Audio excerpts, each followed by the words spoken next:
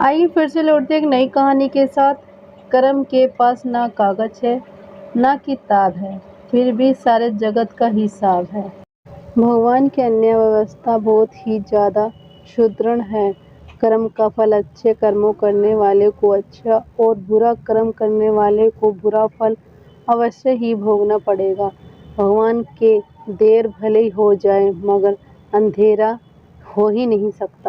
जिसको आप देर समझते हैं वह देर भी नहीं है। प्रभु ने प्रत्येक कर्म के फलित होने का समय पहले से ही निर्धारित कर रखा है।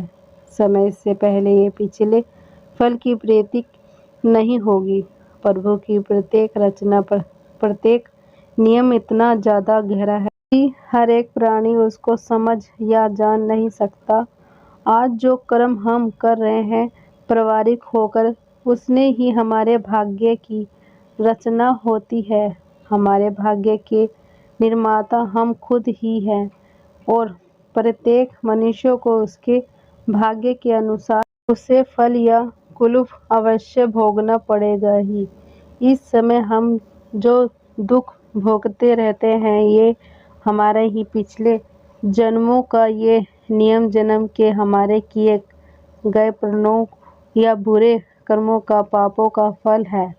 प्रभु का दोष नहीं देना चाहिए। भगवान का एक विधान यह है कि हमारे कर्म विचार और भगवान को अनुसार ही हमें सुख या दुख की प्राप्ति होगी और वह सुख या दुख हमें खुद को ही भोगना पड़ेगा। मनुष्य के कब क्या हुए पाप का फल कब मिले इसका कुछ पता नहीं। भगवान का विधान विचित्र है।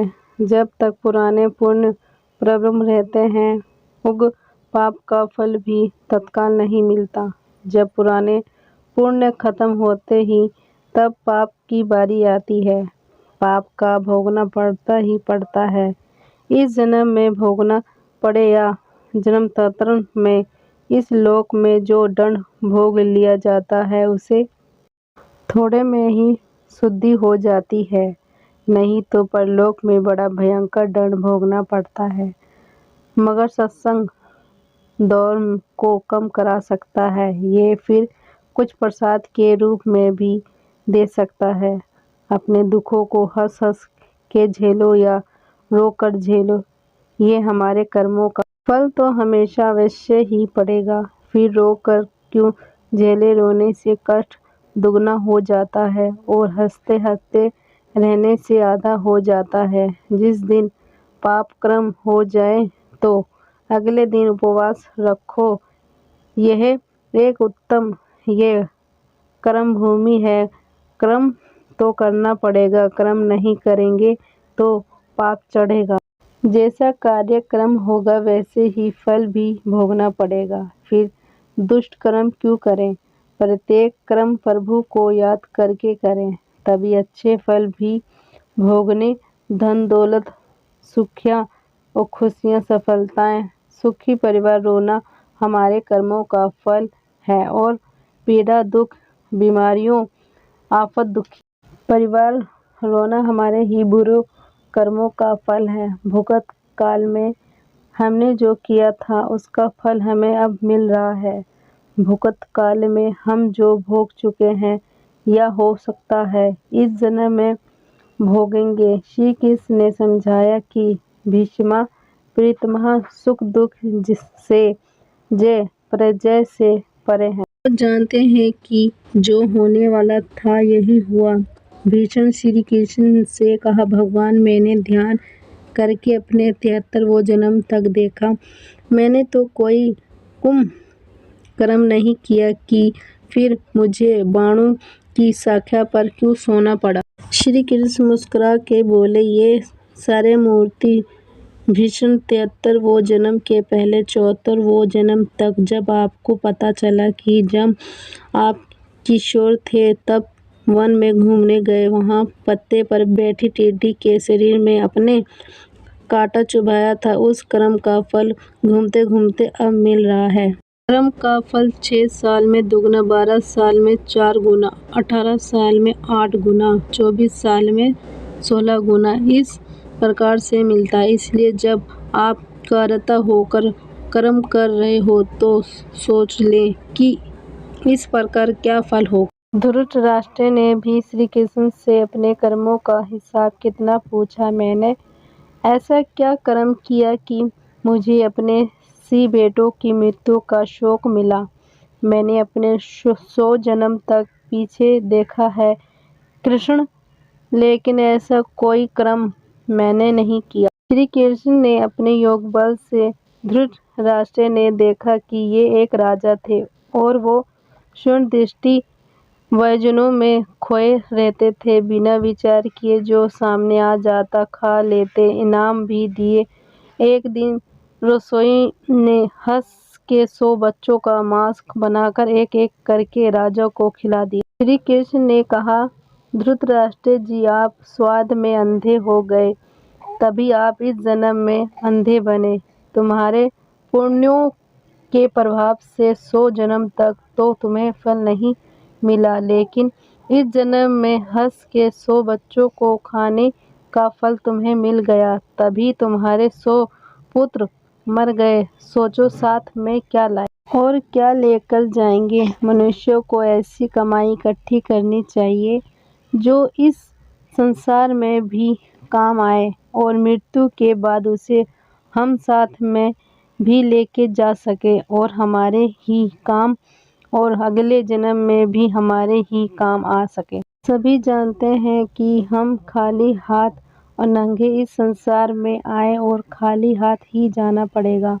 मृत्यु के समय यह हम धन दौलत, जमीन मकान, व्यापार, नौकरी, नाम शोहरत, रिश्तेदार, भाई बहन, माँ बाप, सभी बच्चे, किसी को भी साथ नहीं ले जा सकते, चाहे राजा सम्राट हो या कोई भिखारी हो। इसलिए इतना मोह, इतना ज्यादा लगाव इनसे क्यों रखे। साथ में हमारे जाएगा सिर्फ हमारे अपने किए हुए अच्छे या बुरे कर्म, कृति या अपकृति, दान धर्म, परोपकार, दुखियों की सेवा, पुण्य जो भी हम इस जन्म में करेंगे यह अवश्य साथ जाएगा और हमारे ही काम आएगा। हमें प्रत्येक दिन जब भी हमारा मन शांत हो आंखें बंद करके 2-4 मिनट यहाँ सोचना अवश्य चाहिए कि हम इतनी बड़ी अशांति को क्यों अपने साथ क्यों बांधे हुए हैं।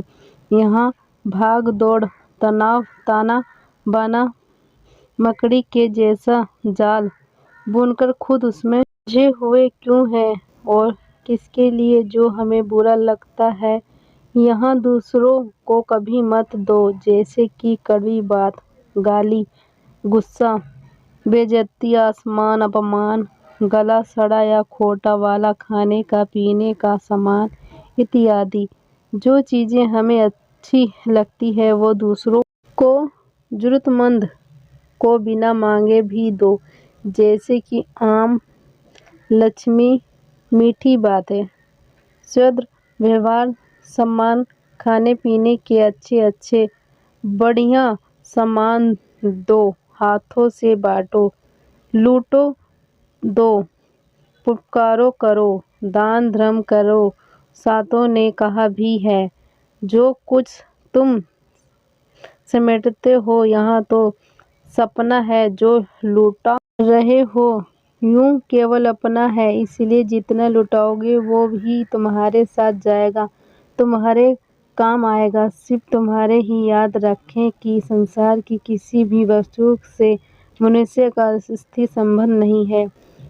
यहाँ शरीर, मकान, रुपया, पैसा, जमीन जायदाद, स्त्री, पुत्र, परिवार, भाई, मित्र, दोस्त कोई भी साथ रहने वाला नहीं है। एक दिन इन सब वस्तुओं को ज्यों को त्यों छोड़कर यहाँ से चल देना है।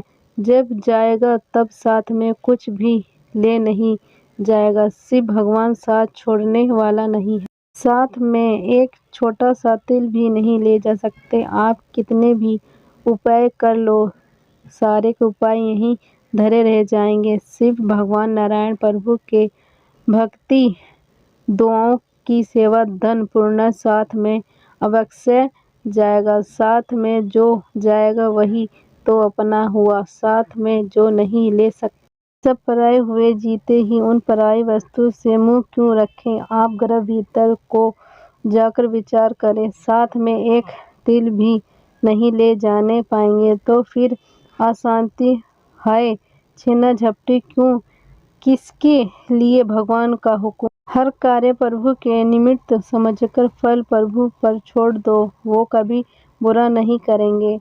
तो सोचो कि दुख क्यों करें, दुख सुख भी एक सोच के कारण ही तो है। दुख को भी सुख मानो, प्रभु सुख ही सुख कर देंगे। यदि मोक्ष की इच्छा तो विषयों विष के सामने दूर से ही त्याग दें और संतोष, दया, सरलता, मृत्यु के सामने नित्य आदरत पूर्वक सेवन करें। एक साधु एक गांव में हर रोज भीख मांगने जाता था। जिस घर में भी जाता कोई आटा, दाल और या चावल कुछ भी दे देता और वह अपना इस तरह पेट भर लेता। उसी गांव में एक व्यक्ति उसको हर रोज भीख मांगने पर गोबर डाल देता और यहाँ कहकर डांटता देता कि भगवान ने हाथ पैर दे रखे हैं, कुछ काम करके खा ले। वह साधु चुपचाप गोबर लेकर आ जाता और एक तरफ ढेर लगा देता। ऐसे करते करते उसे गोबर बहुत बड़ा ढेर बन गया। साधु भी हर रोज भीख मांगने जाता, वह आदमी हर रोज की ही उसको गोबर डाल देता और गांव के लोग खाना देते। ऐसे करते करते दोनों का समय बीत गया और जब दोनों अपनी जीवन यात्रा पूरी कर भगवान के घर पहुँचे तो गोबर डालने वाले इंसान को खाने में भगवान के घर गोबर मिला। तो उसने कहा, भगवान से कहा, हे प्रभु, मैं गोबर कैसे खा सकता हूँ।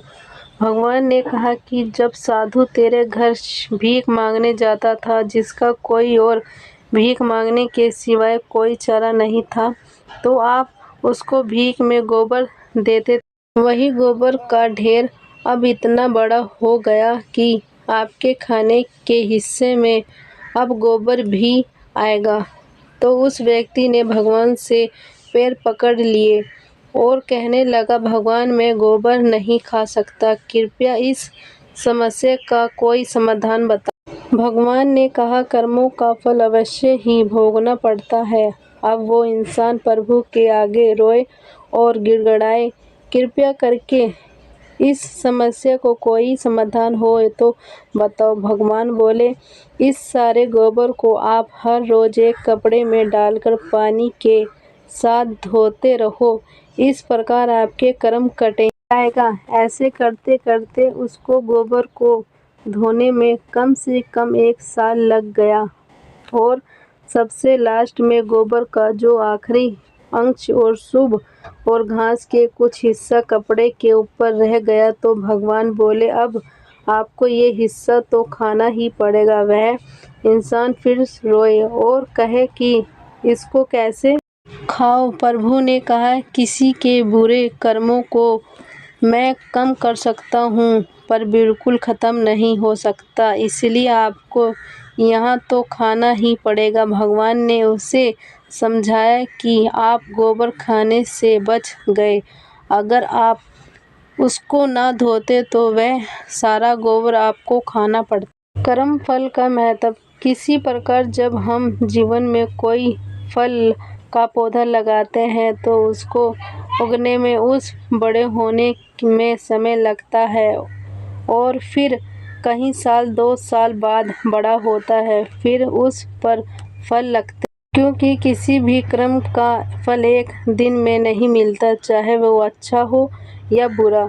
ये सब आपके ऊपर निर्भर करता है कि आप कर्म कौन सा कर रहे हो। फल मिलने में समय जरूर लगेगा पर मिलेगा जरूर। यही समय और परमात्मा का नियम है कि हमारे द्वारा किए गए हर कर्म का सुख और दुख हमारे कर्मों के ऊपर ही निर्भर करता है। हमें सुख और दुख अपने द्वारा किए गए कर्म और का हिसाब किताब चुकता कर रहे हैं। वीडियो अच्छी लगी हो तो लाइक करना, शेयर करना, सब्सक्राइब करना, कमेंट करके जरूर बताना। धन्यवाद।